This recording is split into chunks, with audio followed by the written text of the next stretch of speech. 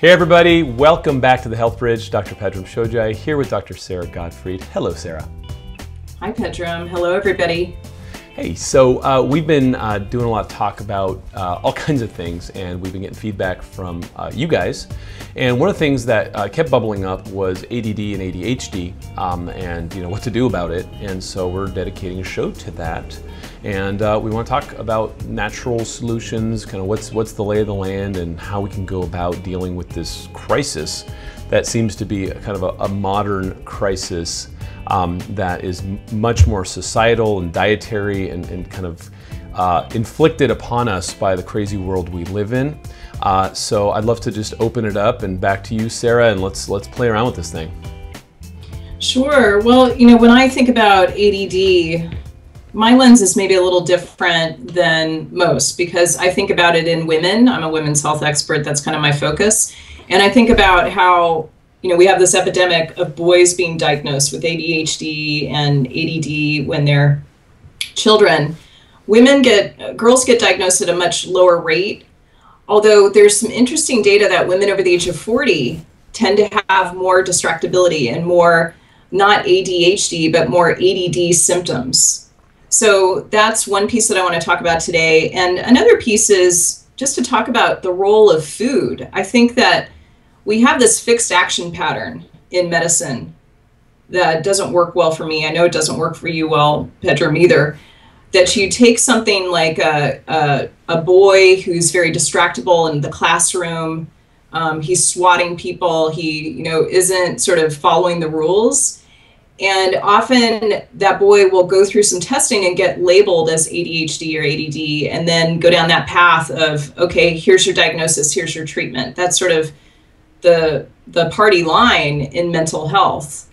And what we want to do is we want to make sure that that boy is getting the right foods, the right nutrients, the right movement, the right, kind of retraining of the mind before you jump to the medications. So maybe we could talk about some of those influencers, such as food and movement. Yeah, I love that. So food is either medicine or food is poison. Food is either going to cause inflammation and all kinds of body reactions, including immune system reactions, or it's feeding you nutrients and energy and the things that you need. And so a lot of times when you see people being reactive, especially young boys or young girls, first place I look is the gut, right? I mean, look, I got a baby, and so, I mentioned this in a previous show. It's like when you look at this baby, especially, a few months back, it's like a digestive system with a mouth that screams and a brain that's developing around it. It's like every little blip that hits that tummy in the wrong way, you can see it reverberate in the whole thing. It's like, wow. If you want to know how sensitive we are to the foods that come through our lives, watch a baby and how their entire life revolves around the inputs, and then just kind of extrapolate and find all these kind of brain centers that we put on that suppress our reactions to certain things when they're still going on in the body. So I'm immediately looking at sugar intake. I'm immediately looking at anything that's artificial or chemical in this child's environment.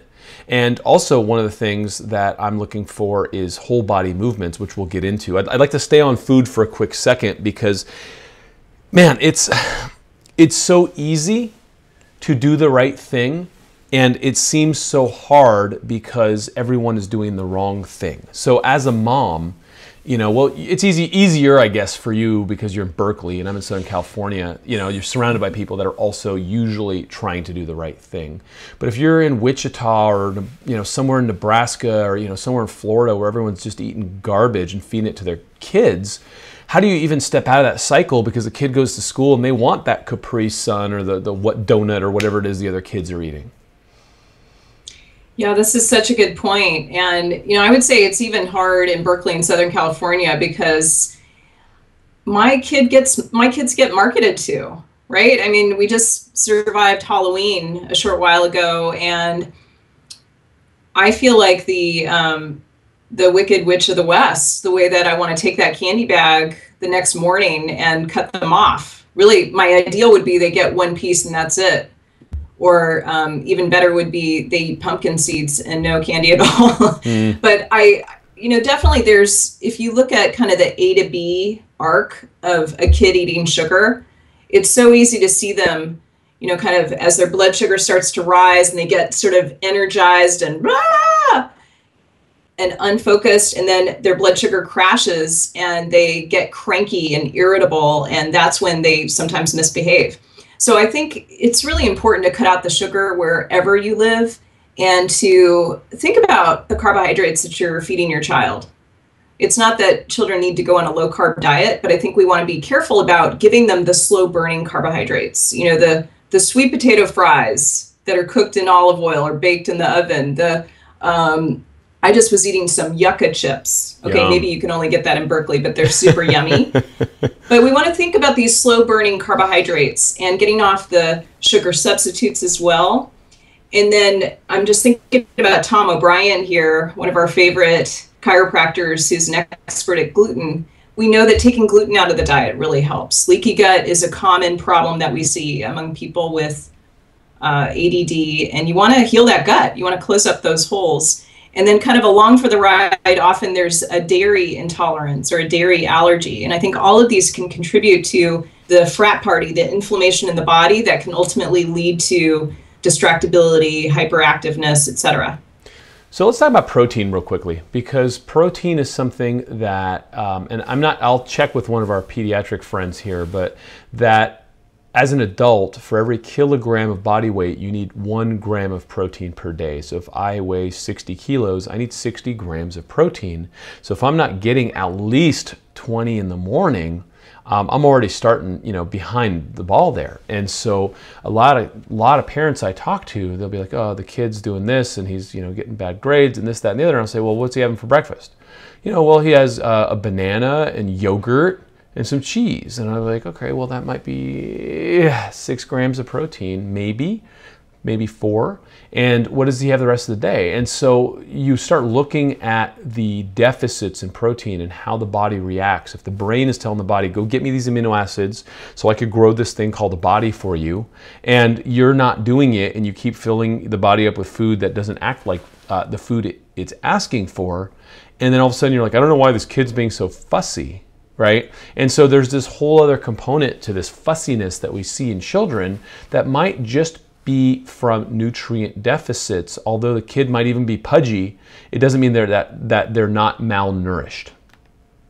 Yeah, this is such a good point. And we talked about this a little bit with the show that we did on the Explorer gene when you and I were talking about our genetic tests and what we were doing in the gong and how we both chew through dopamine really fast, which is a neurotransmitter responsible for focus and pleasure and satisfaction. And we also talked about Daniel Amen, Dr. Daniel Amen of the Amen Clinics. He's got a great book called Healing ADD where he talks about the subtypes of ADD, the 7 subtypes. And one of the things I saw kind of across the board is that more protein helps. So I love that there's kind of a blanket statement here about getting the right dose of protein, because so many kids I think are underdosed, just as you described. You know, if I could get my daughter to eat a banana, yogurt, and cheese for breakfast, I'd actually be pretty happy. She had eggs this morning, but it's hard. It's really hard to get her to not have the Cheerios with some milk and, you know, some fruit. You know, that's not the best way to start your day. It's not enough protein, and yet it's really challenging to try to get her to have the eggs that she had this morning. You know, bonus prize if you could have some green vegetables with it, but it's a battle with her. And I realize that a lot of parents also struggle with this. So I really like that kind of clear message of more protein. It's better. Get those amino acids. We need them. They're the building blocks of making proteins in your body, and that's how everything works out right in the body, to make sure that you've got the amino acids and the protein you need. Yeah, and it's not easy. I mean, that stuff, and there's a lot of, like, you know, the equivalent of greenwashing on the health side. It's like somehow we feel like having milk in your cereal means that you've had protein now. So it's like milk is, you know, the God's answer to calcium deficit, and milk is God's answer to protein, and milk is this and milk is that. And milk just spends a lot of money advertising, right? And so when you start actually reading how much protein is in that milk and how much of that dose this child just had with their cereal, I mean, it's negligible. And it's not getting you to the promised land. And then you're like, I don't know why the kid's fussy. Well, the kid's body is revolting because it's asking for amino acids, and, you know, when it doesn't get them, it starts to break down its own tissue. It gets catabolic, and that's not a good place to be in an organism that's trying to grow to already be, you know, kind of pulling down, fixtures from the walls to, like, build up other things. So it's something that parents need to be very mindful of. And here's another one that's really close to home that I'm just, man, it's front and center for me right now, is our baby is just about to start crawling. And we live in a house that has stone floors, and it's just kind of not very conducive to, like, baby crawling everywhere. We got dog hair everywhere, and we vacuum 2-3 times a week, and there's still this tumbleweed of dog hair because we got 2 Labradors. And so, we haven't been putting him down on the ground, and he's just getting fussier and fussier, and he just, like, won't stay in your arms, and he's just kind of fighting you all the time. And finally, I'm like, this monkey needs to be on the ground, exerting some of this energy right now. And so we, got this, like, non-toxic floor mat thing and put him down, and all the research I've been reading about with creeping and crawling and brain development, and this is for kids that have ADD and ADHD. I could see the ADD, ADHD tendencies developing as this kid wants to move around in this thing called the body in 3 dimensions, and we're like, oh no, sit in the bouncer, or I'll hold you, or this or that, right? We limit them from the primal movements that they need to adapt doing at this age. I mean, he's 7 months. And so you fast forward 6-7 years and the kid's just not firing on all cylinders. So, I mean, within 3 days of having him on the floor most of the day now and just kind of cruising around, his disposition has changed. You could just tell he's, like, connected mind and body better. Oh, this is good stuff. And I think it applies across all age groups. I would say, I don't think of exercise as being wildly effective when it comes to weight loss. I think food is way more important. We've got research on this. It's somewhere around 75% the food that you eat, 25% the exercise, and that can vary depending on your gender. But I think it's so crucial to understand that exercise is really a focus fix. It certainly is for me. And for a lot of people, exercise really helps you kind of turn around that distractibility in the modern world. So I love this through line that you just gave of your son and kind of the, sort of squirming and needing to have that whole body movement. And I would say that is equally true in the 42-year-old woman. It's equally true in the boy who's going through puberty. I think it's really crucial. There's a couple clinics down here in Southern California that have been doing this, where they get the kids on the ground and they get them, kind of creeping at first and then crawling and doing all that kind of cross-crawl development on the ground. And kids are getting much better with all their kind of learning disorders, behavioral disorders, ADD, ADHD, and all this kind of wonderful stuff. And something else happened, though, is then they started kind of asking the parents to get on the ground and do it with them. And the parents started getting all kinds of weird, old, habituated things resolving just by cross-crawling and developing that kind of mind-body-brain connection again.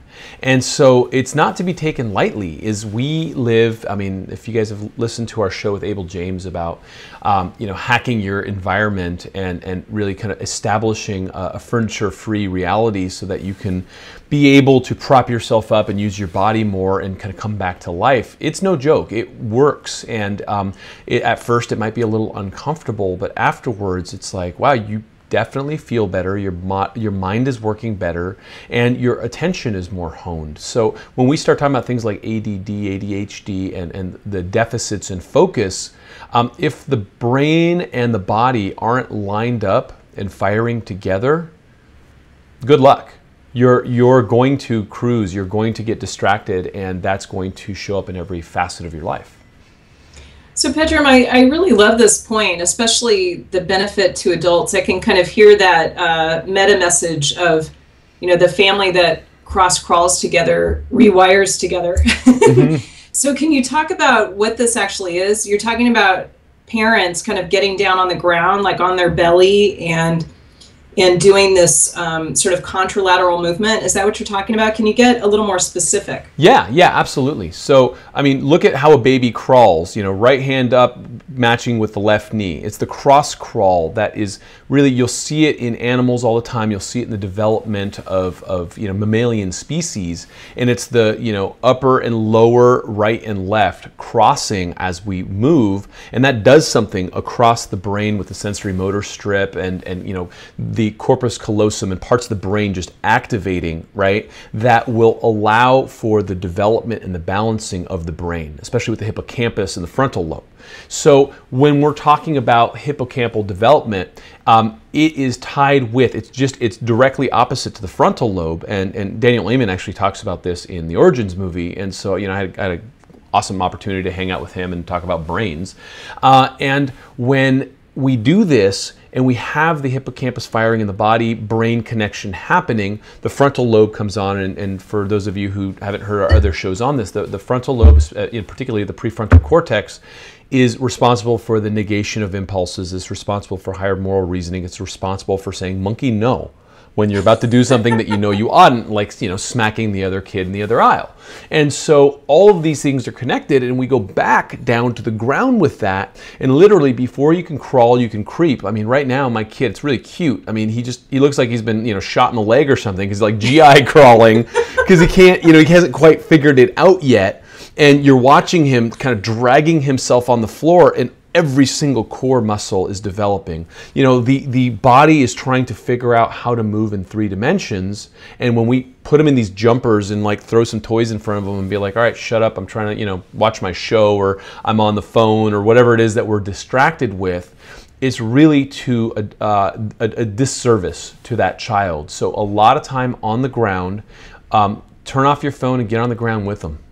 That's my suggestion. Show them how it's done, play around, be on your belly, arch up, all the things that you end up doing in yoga anyways to kind of correct these things. Those were kind of, established as how we used to hang out all the time on the floor anyways. This is good stuff. So for our listeners, whether you have a kid or not, get down on the floor, get on your belly, start doing the cross crawl. You reminded me of a couple things, Pedram. I've been doing final copy edits in my new book, and I had a little low back pain happening, probably from too much travel. And so I was editing my book lying on my belly. And it was such a good thing. I mean, it was in yin yoga, we would call it Sphinx pose, or, in Hatha yoga, we'd call it Sphinx pose. And it really helped me focus. And I did do a fair amount of crawling because it felt better than, sitting. And another thing it reminds me of, this may surprise you, maybe not. So I did S Factor a few years back. Do you know about S Factor? I don't know what that is.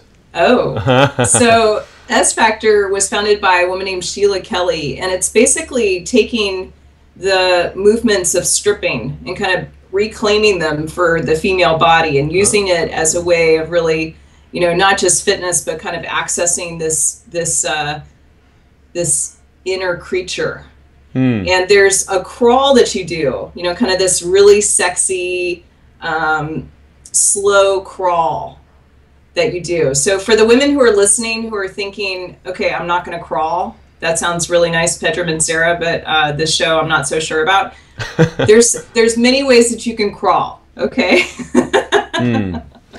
We'll put a link in our show notes. So if you're signed up at healthbridgeshow.com, we will make sure that you get the transcript from the show and also some links. Love it. Love it. Think of the lizard. How, like, if we have like a lizard part of our brain, and that's a really simplistic way of saying that, but we do have a reptilian brain, it's kind of early development part of our brain. And look at the way a lizard goes on the ground.